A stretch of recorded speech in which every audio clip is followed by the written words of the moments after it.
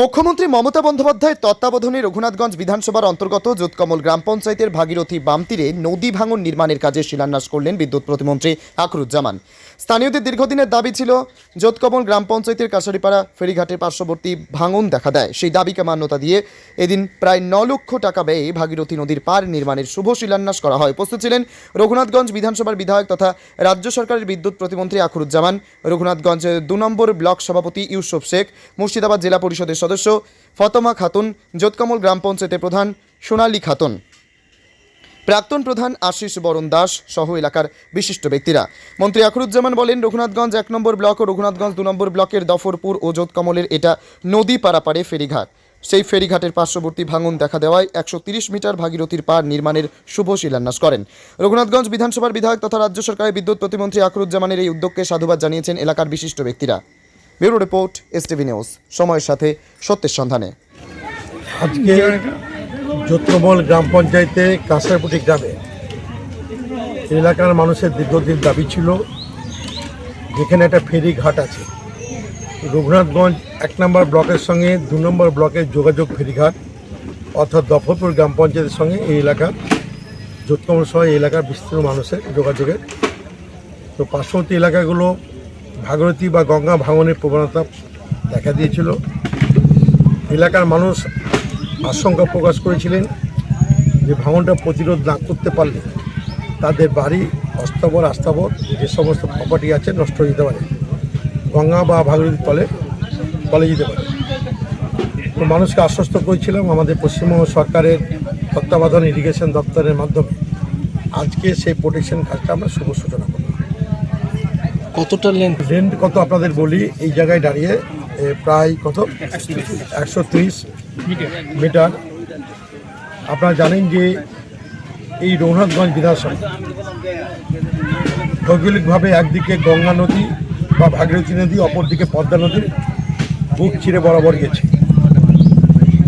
তো এই ভাঙন কবলিত এলাকার মানুষ আমরা অতীতে অনেক আমরা সাক্ষী রয়েছি। সর্বনাশা পদ্মার গাছে অনেক মানুষের সম্পত্তি, বাড়ি, জমি, জামা সমস্ত তলিয়ে গেছে। আমাদের এলাকার মানুষের দাবিকে মান্যতা দিয়ে আপনারা জানেন যে এখানকার আমাদের প্রিয় সংসদ ছিলেন ভারতবর্ষের প্রাক্তন রাষ্ট্রপতি প্রণব মুখার্জি এবং তৎকালীন কেন্দ্রীয় সরকারের একটা গুরুত্বপূর্ণ দায়িত্ব নিয়েছিলেন। ওনার ব্যবস্থাপনায় এটাকে বিপর্যয় মোকাবিলার মধ্যে এটাকে অন্তর্ভুক্ত করা হয়েছিল। জাতীয় বিপর্যয় মানে শুধু বিপর্যয় নয়, জাতীয় বিপর্যয় অর্থাৎ জাতীয় বিপর্যয় যেখানে ঘোষণা করা হয় তার দায়িত্ব নিতে হয় কেন্দ্রীয় সরকারকে।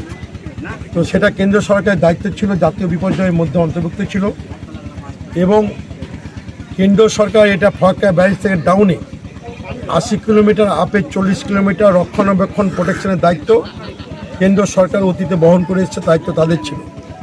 কিন্তু 2014 সালে কেন্দ্রে মোদী সরকার আসার পরে এই জাতীয় বিপর্যয়ে যাদের দায়িত্ব ছিল বিপর্যয় মোকাবিলা করা, তারা কোনো বিপর্যয় মোকাবিলায় তারা ব্যবস্থা নেয়নি।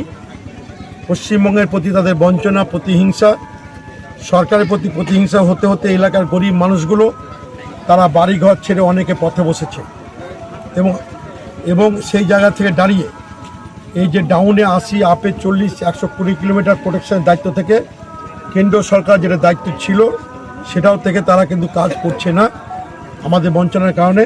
সেখানে আমাদের রাজ্য সরকারের সীমিত ক্ষমতার মধ্যে আমাদের যেখানে যেভাবে ভাঙন কবলিত হয়েছে বা দেখা দিয়েছে, আমরা জরুরি ভিত্তিতে পশ্চিমবঙ্গ সরকারের আমাদের জননেত্রী মমতা ব্যানার্জির নির্দেশে বা তার সহযোগিতায় সব কাজগুলো আমরা যথাযথ সমাজে মানুষকে আমরা করেছি। এখানে কি পাথর এইগুলো হচ্ছে ইঞ্জিনিয়ার সেকশন, এটা বলতে পারবেন যে যা আছে ভেটিং এস্টিমেট, এটা তো গভর্নমেন্ট লেভেলে কষ্ট আছে, এটা ওনারা দেখবেন ওনারা এমন প্রায় 9 লক্ষ।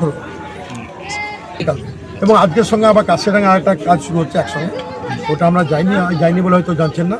ওখানে প্রায় 7 লক্ষ টাকা বাইরে ওখানে একটা এরকম ছোটো প্রোটেকশনের কাজ শুরু হচ্ছে এবং আরেকটা কাজ আমাদের টেন্ডার প্রসেসে আছে প্রায় 3 কোটি টাকা বাইরে। ওটা হচ্ছে নূরপুর গ্রাম পঞ্চায়েতে শহীদপুর গ্রামে, ওটা যে কোনো মুহূর্তে টেন্ডার মানে কমপ্লিট হলে বিড কমপ্লিট করতে যেগুলো হয় ও কাজটা আমি ইমিডিয়েট শুরু করবো।